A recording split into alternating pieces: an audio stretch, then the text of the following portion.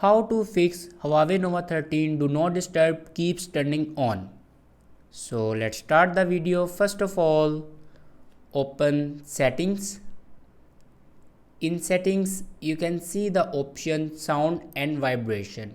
Now click on it and then click on Do Not Disturb.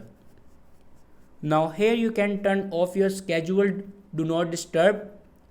After turning off your scheduled Do Not Disturb, then go back to your main page of your settings and then scroll down and click on System and Updates.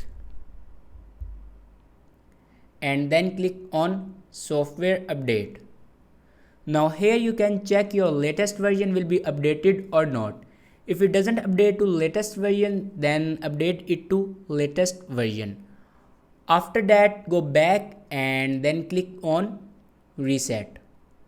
On top you can see the option Reset All Settings. Now click on it and then again click on Reset All Settings. After reset all the settings, your problem will be fixed. Thanks for watching this video.